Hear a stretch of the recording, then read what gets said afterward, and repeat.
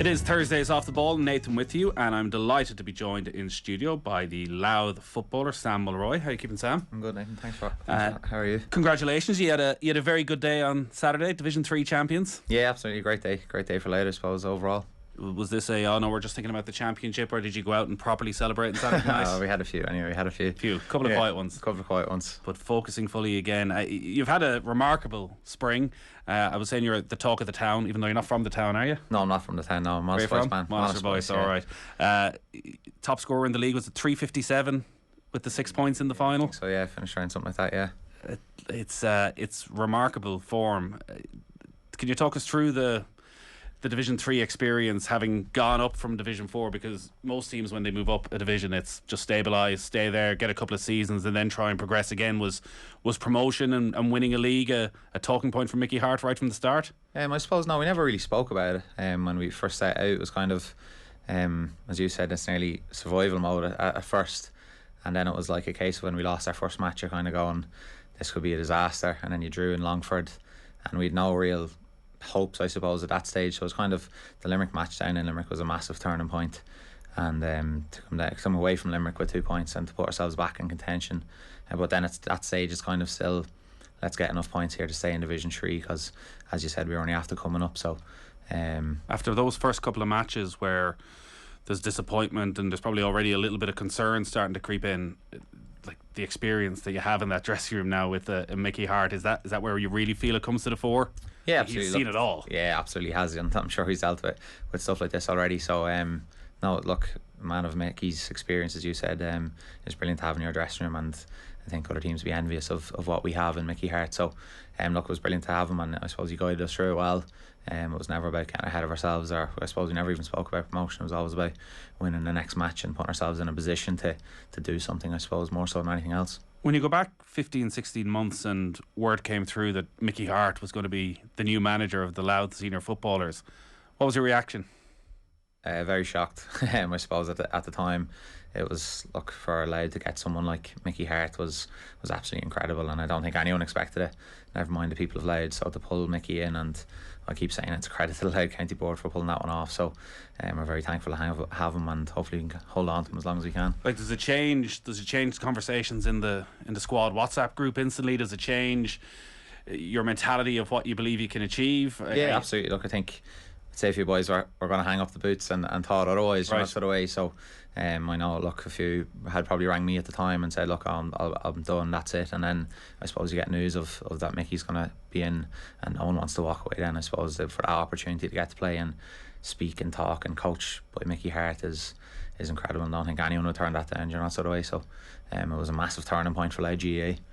And it'd be understandable if players are thinking about walking away, and nothing against previous management teams or anything, but like for a county like Louth, since 2010 it's been tough, whether it's league positioning or just championship, where from the outside, like, it's felt as though Leinster has been dead, that players are going into Leinster, like we've spoken to former Tyrone players who felt they were going into All-Ireland series feeling they didn't have much of a chance.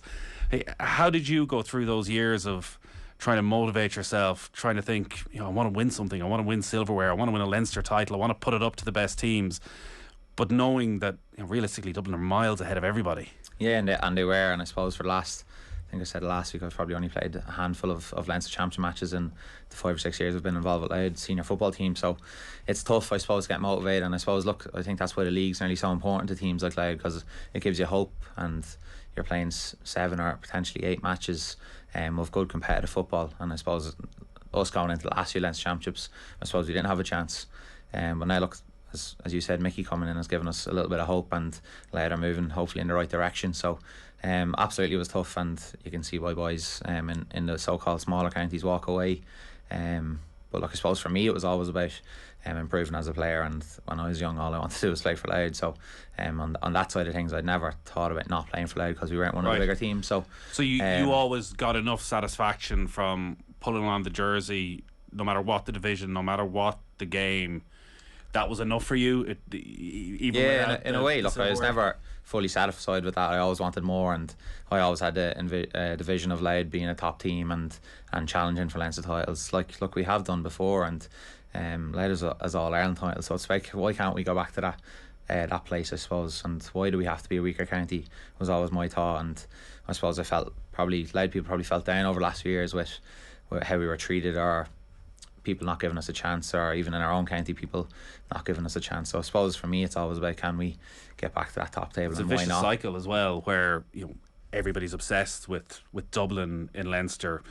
Don't need to go through the resources issue, but people in Louth start to believe it, supporters start to believe it, sponsors start to believe it, absolutely, and suddenly it becomes the reality. Yeah, and it is. Look, and you can't deny it. Over the last few years, they've been the best team in Ireland for a number of years. So, look, when you look at the Leinster Championship over the last few years, it probably has been a dead rubber. But now look, it'll be interesting this year. I think there's a lot of teams that could push on, like some Meath, Kildare, and absolutely there's a chance for someone to go take the Laney Cup.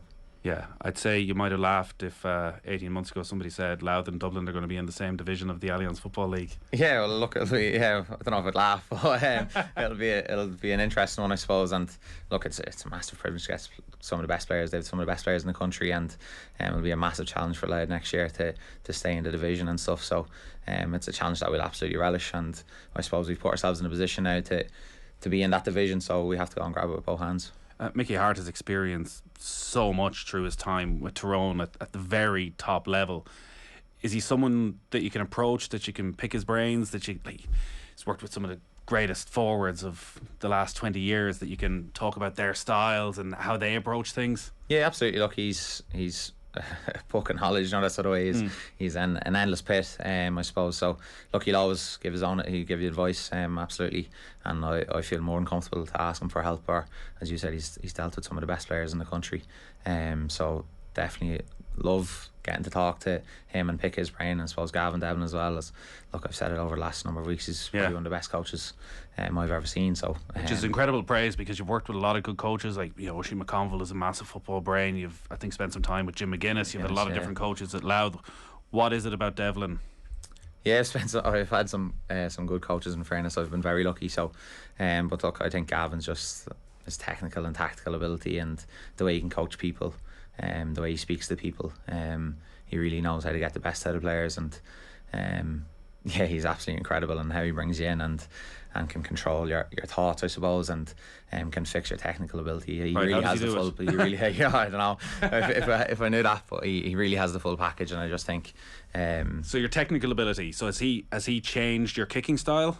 No, I wouldn't say he's changed my kicking style, and I suppose I wouldn't really let anyone mess around with that. Right. But I suppose just tips and different movements, different plays, I suppose, how he sets us up. And look, he's brilliant at all aspects of coaching. That's why I think that makes him so good and stand out for the rest of them. He really has all the really good qualities of a top coach. So he's not just going in with an iron fist and not whacking tables around. And he does have that in him as well. But but look, he's top class, and geez, I'm very lucky to have him as my coach, I suppose. Yeah, I was reading an interview you did, I think it was with the BBC GAA podcast a couple of weeks ago, where you had a brilliant line about the whiteboard you had in your bedroom, where it, written on it was, "I am the best forward in Louth." 5 years ago, it's been there ever since. It hasn't moved. Every day when I wake up, it's there, and I have a look at it. Why did you put it there in the first place? I put it there in the first place because at the time, look, Louth probably weren't in the best position. I wasn't where I wanted to be as a footballer, and I suppose I had a chat with my S&C coach at the time, Graham Byrne, and it was always a bit. Look, I suppose people in Louth have a little bit of a whinge about being from Louth sometimes, or we're not getting the best of this or the best of that. So I suppose at the time it was about changing that mentality myself of why you whinge about being from Louth when I can try to be the best in Louth, I suppose. So look, it's been. Were you the best then? No. And look, I'm not saying I'm the best now either. It's just kind of a case of that's what I had to think at the time to get me to the next level. So no, I definitely wasn't the best at the time, and it's still questionable now. But no, look, it's just something that it was a switch in mentality from being maybe whinging about stuff and flipping the switch on why not go be the best. Or I suppose that was the thought behind it. There was a famous conversation between Johnny Doyle and Kieran McGeaney when McGeaney was in charge of Kildare, and I think Johnny Doyle might have been dropped for a match, and he was complaining to McGeaney saying, "If you think there's 6 forwards better than me in Kildare, then fair enough." And McGeaney turned to him and said, "That's your problem, Johnny. I don't want you to be one of the 6 best in Kildare. I want you to be one of the 6 best in the country." Yeah. So it's kind of that. It's having I'm the best forward in Louth, are you still satisfied with that? Or are you thinking, with everything that's been said about you over the last few weeks and all the plaudits and all the compliments, like, do you need to rewrite it? No, no, I don't think so. Look, it's obviously look, you take the compliments as they come, you take the criticism as they come. I'd be a big believer in, if you can't deal with the criticism, don't look at the compliments. So I try to stay away from as much of that stuff as I can, because it is easy to let your feet come off the floor a little bit. So look, it's been great the last few weeks. Obviously me and Louth have been playing well, so look, there's mass credit going into the rest of the team, you know, sort of way. And there's 40 lads of training week in, week out that aren't getting maybe some of the plaudits that they deserve. So I suppose it's a case of, look, yes, I want to be the best in Louth, and yes, I want to be the best in Ireland, but look, it's all about pulling in the one direction. And for me to get to that level, I suppose we have to bring the team to that level as well. So I'm not going to be the best in Ireland playing in Division 4 or 3 in all respects. So it's about how can we bring Louth, and how can we get the rest of my team to that to a different level as well, I suppose. Have you had to reset though, because you clearly have got to another level over the last couple of seasons in terms of how you've been able to deliver for your county? Have you had to reassess your goals, your own aspirations? You say, if you want to be talked about in those sort of levels, you want to be doing it in Division 2, you want to be doing it in Division 1, in Leinster semi-finals, finals. Yeah, absolutely. So then I suppose it comes back to the point of we, not me, as I suppose they're saying up and loud. So I suppose it's about getting us to the next level to make me get to the next level personally. So it's about, look, I'm obviously captain of the team, so it's a massive responsibility on me to drag players along. And look, we've massive leaders in the squad. We spoke about Kieran Borden, Ferry come on, we've Kieran Downey, Tommy Dunn, really, really good players that are dragging this thing along as well. So look, absolutely, it's about playing in Leinster semi-finals, Leinster finals, and the top divisions to really bring myself along as well. So look, I of course want to be talked about and regarded as one of the best in Ireland at some stage, but there's a long way to go yet, I think. That role as captain then is, I guess, key for the next 5 years, the next 10 years, and sort of changing that attitude, because I'd imagine, say 5 years after 2010, when, I don't want to say rot sets in, but when people start wondering, well, are we good enough, what can we achieve? It's not a quick fix of winning a couple of matches and saying, lads, we're back, believe we can do things. You need to go and prove it. Is it something you really take on as captain, that you need to show the younger generation that they need to aim higher, believe more? Yeah, absolutely. Look, I think it was always a big regret of mine. I was minor captain obviously a few years ago now, and I suppose I didn't take it, I didn't stand out enough in a sense of I wanted more but never said it to the team, right. Or I was never driving it on as much as I should have, and I was nearly been afraid to stand out in a way. So and was that just that? It's just that Louth mentality again, I suppose, going back to. So it was more a Louth thing, you think? I just think it was a Louth thing as well, going back to, we'll just settle for being better in the first round of the championship, or we'll settle for not winning anything this year again, and we'll just go out again, do it next year. I suppose it was that kind of mentality, and it's a weak mentality to have, I suppose, and we probably had it for a long time. I had it for a long time. And was anyone in that dressing room standing up? No. I think as captain, it was my responsibility, and I probably didn't. Look, I suppose you're with your peers at 18 years of age. It's tough to do. So I suppose it's been a massive learning curve over the last few years. Being able to speak in front of your team, saying the right things at the right time, I suppose, is a skill in itself. So well, that's the thing, it is, and it's something that can be learned. And geez, we've had Stuart Lancaster in here talking about the work that Leinster did with Gary Ringrose, and who maybe wasn't that natural leader, that outspoken voice, and maybe he'll never be that. He won't be the Paul O'Connell in the room, but actually getting him comfortable with speaking in front, and as he got older, as became a more senior player, of actually being that to the younger guys. How did you go about learning it? Yeah, I suppose it's kind of, look, learning off other people and what they do, and I suppose I do find that I always try to listen to whoever does speak, what they're saying. I suppose we've had some really good captains over last year, and Bevan Duffy was a brilliant speaker in front of the room. One of my best friends for the club, from my own club, Mick Fannin, really good speaker in front of the team, and he's led us, look, from being a senior team that never won a county championship or any senior title to winning 2 back-to-backs for the first time ever. So to see how he led a team and to see what he does, I suppose, kind of been around good people and seeing what they do and taking on board and reading books and listening to different videos, and I suppose anything and everything to do with sport and leadership. Look, I'm studying a master's in sports management. Right. I run an own business, so it's kind of a sense of you're kind of nearly put into these situations without actually putting yourself in them. They just come about. So it's kind of always a sense of how can you learn in the moment, and doing it better the next time is always about improving, I suppose, day on day. And look, I feel from them minor days I've probably improved, and I'm happy to take this role now. You know, sort of way. You also need to get a bit of a balance though, because you're the captain, you're the main talisman in terms of points and taking opportunities. That's a lot on your shoulders heading into every match. Yeah, absolutely. Look, it's a pressure, and no pressure, no diamonds, I suppose. But no, it's great to have that responsibility. And I love it. I strive for that, and I loved going into a match knowing that the pressure's on, or that I need to score X, Y, and Z, or I need to deliver this, and I need to lead the team. And I suppose I strive off that, and I nearly look for that pressure, you know, sort of way. So can you enjoy it in the moment then? Can you? Yeah, look, in Croke Park last Saturday, are you able to, in the closing stages, look around and sort of take it all in? Yeah, absolutely. It's a tough thing to do, and one that I probably struggled with again growing up and stuff. Look, I played in probably my first county final, second county final. Still wasn't playing well in big matches, you know, that sort of way. So it's about just embracing it and being able to deal with that pressure, and playing in the moment. I think was the big one for me over the last few years. Next ball was always my thought now, you know, sort of way. No matter what's after happening, whether it goes over, it goes wide, next job and next ball. So it's been a massive. Again, is that you or is that Mickey Harte or is? I suppose look, myself probably learning over the last few years, and Jim McGuinness obviously had a massive influence on that as well, you know, sort of way. And look, Mickey keeps driving at home now as well. Like, what's the magic of McGuinness? Probably psychology. The way he can talk to people and the way he can talk to the group was absolutely incredible. I think he just sucks you in, and anything he says, you were just hanging on every word. Any great talks that stand out? No, not in particular. I suppose. Look, before matches, he obviously we'd met a few times before big championship matches, and he'd spoke to the group. And look, I think the room's in silence, and you're thinking about nothing else other than that moment and what he's saying. So, look, he's really impressive at what he does, and I just think the way he can get the best out of you. I suppose the famous video that came out of him coaching Carlow a few years ago, and they're doing a hand passing drill, and people think it's about a hand passing drill, but it wasn't. It's not about a hand passing drill. It's about what you're going to give him, I suppose, in the session. Or he's just trying to drag and see what you have and what you're going to give to him and to the team for that hour.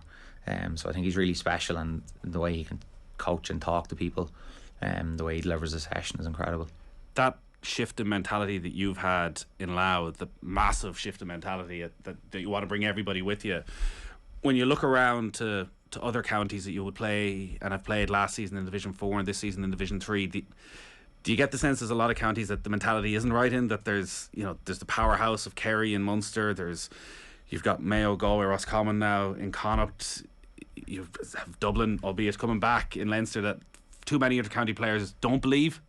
Look, I don't want to talk for anyone else, I suppose, but I know from I don't know, I think it's different when you look at like the likes of Gavin winning Ulster or Tip winning Munster there a few years ago. It's kind of incredible, and it gives the likes of us kind of hope, and I suppose other counties around the country probably got that little bit of buzz off that, going maybe if we get our act together here we can do something. So it was kind of it was great to see that happen. I think everyone was nearly happy to see teams that weren't I suppose fancied to go and win stuff like that. So look, I don't want to be talking for any other county, but maybe so.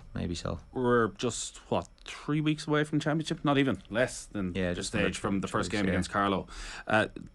Without going all the way back to Proposal B in that conversation again, it did feel that for counties like Louth, Proposal B would have been the ideal scenario. Certain amount of guaranteed games, making the league, like the league was so brilliant again at times this year. That final day drama, if we'd had that in the middle of June or beginning of July, it just would have been so special. Haven't quite got that, have something slightly different, and it's worked out quite well for Louth because you're going to be in the All-Ireland series whatever way it all pans out over the next little while. Is this championship structure, is this one you're happy with? Or it'll be interesting. It'll definitely be interesting, I suppose. Look, I think a change was needed, no matter what it was going to be. A change was definitely needed, so it'll be interesting to see what happens and what way it pans out. So one that I think every county is nearly looking forward to, and hopefully the GAA and everyone else gives it the respect maybe it deserves, whether you're in the top 16 or the bottom 16. So definitely looking forward to it from a Louth perspective anyway. It's massive for us to get to play in with the top 16 teams, so going to be a challenge absolutely, but one that we're looking forward to, I suppose. And going into that first game against Carlow, Port Telchin, so I'm sure you'll get a huge support making the short trek down.